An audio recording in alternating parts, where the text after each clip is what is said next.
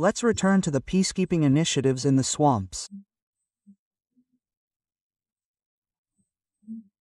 Yes, this confirms the words that we are close to a diplomatic solution, as stated by Kirill Dmitriev. I emphasize once again that this is nothing but absolute, nonsense and deception, because, well, anyone who is in Ukraine now knows this very well.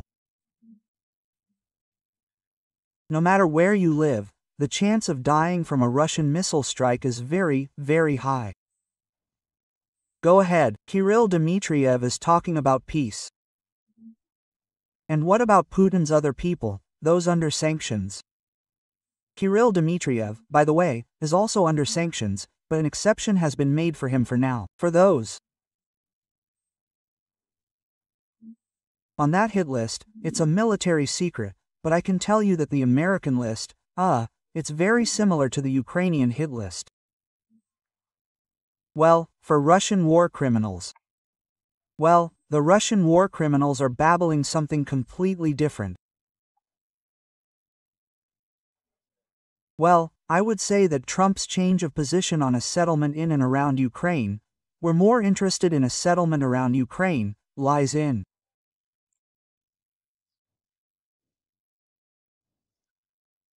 achieving a military result.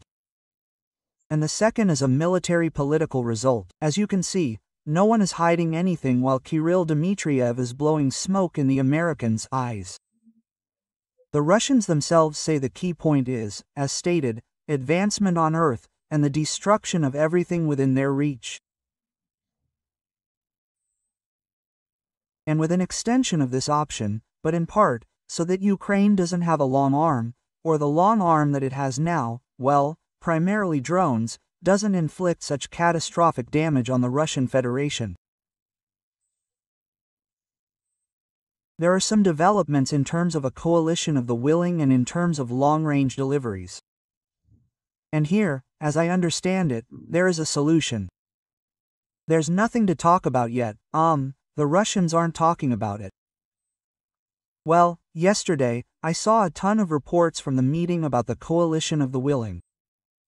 The French and everyone else are helping us, and the British are supplying us with missiles, and, consequently, aircraft, and so on. Well, there was Mark Ruth's press conference, and he said, the truth is that Russia is running out of money, ideas, and soldiers. So, according to him, US sanctions will increase the pressure on Putin to sit down for negotiations. If the sanctions pressure stops there, it won't change anything. And if it does, it won't be here and not now. And they're in a hurry. So, Ruth says that Trump's demand is immutable. That is, the war must be stopped at the front lines. In this case, with this stopping of the war at the front lines, it's interesting how things are happening. So, the same Kirill Dmitriev, in the same interview with CNN, this quote from Dmitriev, this is a big step by President Zelensky to admit that we are talking about the front lines. His previous position was that Russia must go all the way. So I think we're quite close to a diplomatic solution that can be worked out. The fact that, mind you, the Russians have rejected this is simply being left out. So, Ryuta's words about Russia running out of people, ideas, and money. That's the very essence of reassurance. And there were never any ideas there. There's only one idea. To kill and destroy. There's only one. There aren't two ideas here. Two words, but one idea. And, accordingly, if they're running out of everything, then maybe the time has come to strike a decisive blow against the Russian Federation, so that they don't run out, like a present continuous, but actually run out. The United States will never begin to take its adversary seriously until that adversary poses a tangible threat to it. Does Trump feel threatened by Russia if he goes into confrontation?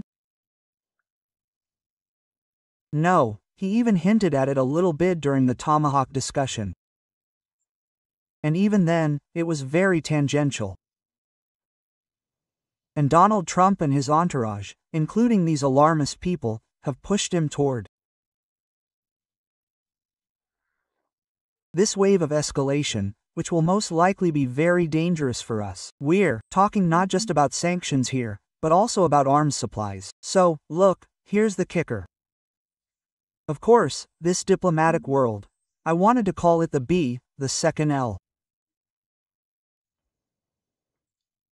Yadsky, yes, the diplomatic world, it's pushing me to only one conclusion.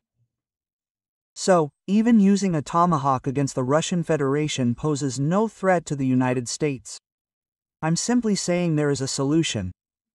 If Americans and Europeans all work together, well, let's not blink at all the Kirills and Dmitrievs, then there will be an effect. But if they grant some kind of relaxation again, well, of course, the fighting will continue.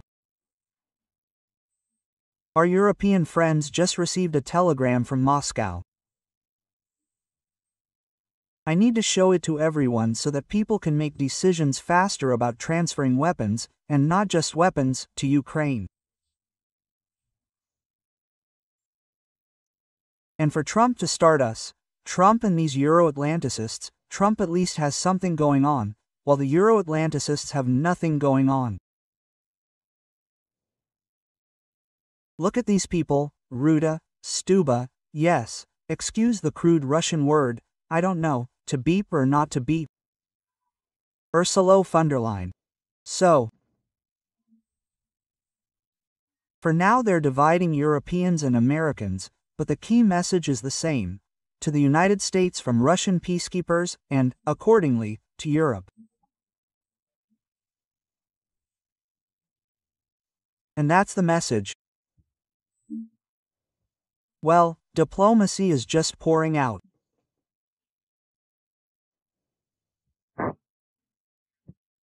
But they have nothing going on, and they have to go to bed wondering if they'll wake up in the morning, turn on Radio Moscow, and say thank you for being alive.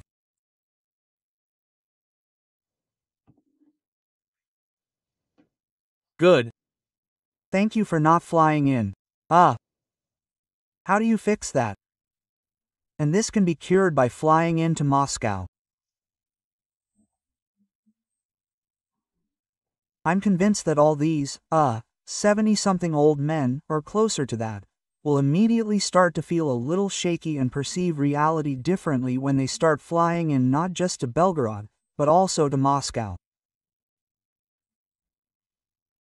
And no one has come up with anything yet, and this just needs to be said out loud. But the message is clear.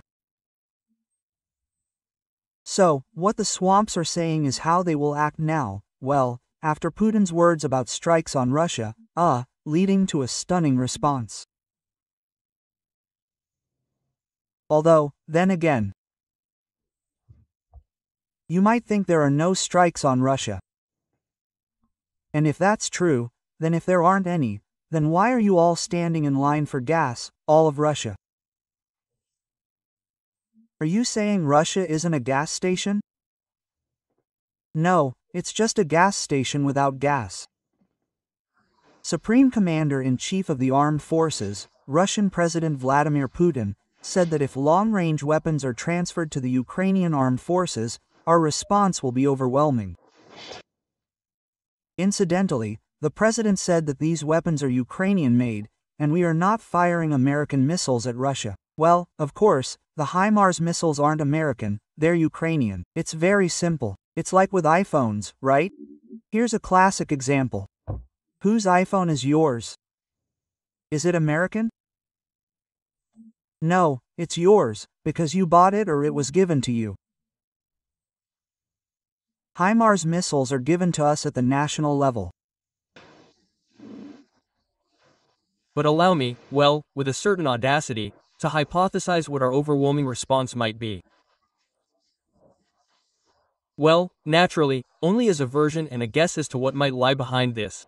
We, in fact, discussed this. What might our overwhelming response cost? What might it look like? This could be a strike with air and sea-launched cruise missiles against defense industry enterprises in Western European countries that supply weapons to Ukraine.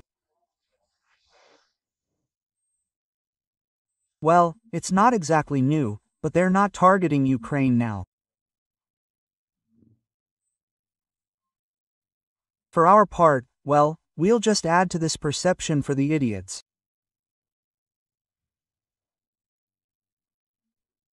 American missiles are a thing of the past. That's why they bear the Made in USA label, because they're made in the States. But they don't pose a threat to the States. Why? Because by dividing power, it's an attempt to divide the Euro-Atlantic alliance within NATO and beyond. Well, that is, to divide the West. Donald, by the way, has also done a lot in this regard, but lately the position has remained relatively unified. For example, here's one option. And to prevent them, so to speak, from entertaining the idea of responding to such a strike or a series of such strikes from our aerospace forces and navy, we should, practically simultaneously, launch a series of demonstration nuclear strikes against the waters of, so to speak, the seas and oceans. In other words, to scare the fish with nuclear bombs. I like that idea. We'll strike, and they won't dare respond. It seems to me, when the decision was made for a full-scale invasion, everyone also thought Ukraine wouldn't respond. Well, tell me something else about a crushing strike that will inevitably lead exclusively to higher prices at American gas stations. Kirill Dmitriev won't lie, will he? Therefore, we will continue the discussion with the American side. We will continue the dialogue with the American side, clearly conveying Russia's position. Russia's position is that its national interests must be respected, that these sanctions and unfriendly measures will have absolutely no impact on the Russian economy, and will simply lead to higher gas prices in the US. It's a devastating blow to the United States. They're confused, for some reason. Putin's ilk alone are saying the US isn't in any danger. Well, let's be objective. The US isn't in any danger. We'd like to see appropriate and timely decisions made against this backdrop. It's like that wonderful phrase, the Americans will definitely make the right decision, but only after they've tried all the wrong ones. And in our case, that time and those mistakes are a lifelong determination that if you take such steps to escalate the armed conflict in Ukraine, our response could be anything. And if that doesn't work, then we'll move on to using nuclear weapons, let's say, at the tactical and operational tactical level, against targets in Ukraine. And simultaneously declare coercion. You were striving for this, you were striving for it, persistently, step by step. Well, this is probably what our stunning response might look like. Judging by the hysteria, US sanctions are completely ineffective and have no effect on the Russian state. This isn't the first time they've been reaching for a nuclear bomb. And I'd like to say right away that any action has consequences. All this nuclear horror story, but ultimately, it's about lower real estate prices in Moscow due to contamination. I think the reality will be much more impressive and much more comprehensive. Here's our response. Again, the recent Strategic Nuclear Forces training showed the launch vehicles in perfect order. Perfectly in order. Again, far from all the elements of this strategic command, the staff training for Strategic Nuclear Forces have been communicated to the public. By the way, no one knows where the launched Yars and Sinova missiles went. But the main thing is to show them. We have Bimba on site. We're about to explode and everyone will die. But pay attention, could it be that all of these are Russians? It's entirely possible. Again, this is my hypothesis, that the 12th Main Directorate was also performing a certain set of tasks, in terms of preparing a certain series, the necessary volume, so to speak, of nuclear weapons for a stunning response. This rhetoric is not accidental. This is all part of the negotiations, including to somehow strengthen Kirill Dmitriev's position in the States. We, for our part, understand all this and understand everything about the negotiations and know who our main negotiator is. The Armed Forces of Ukraine, the Armed Forces of Ukraine, the 1st Army Retinue, our assembly for the 71st Separate Jaeger Brigade. We continue. There's a QR code on the screen, and this is for a vehicle for the 4th Special Enclosure, a special purpose one. We support the Army and remain optimistic. And, of course, we're charging up the steam banks, and we're proceeding from this simple axiom. Ukraine was, is, and will be. And sooner or later, Ukrainian Tomahawks will definitely meet with Russian decision-making centers. Subscribe before the meeting I mentioned. And there will be a live broadcast on this channel about the Tomahawks' arrival.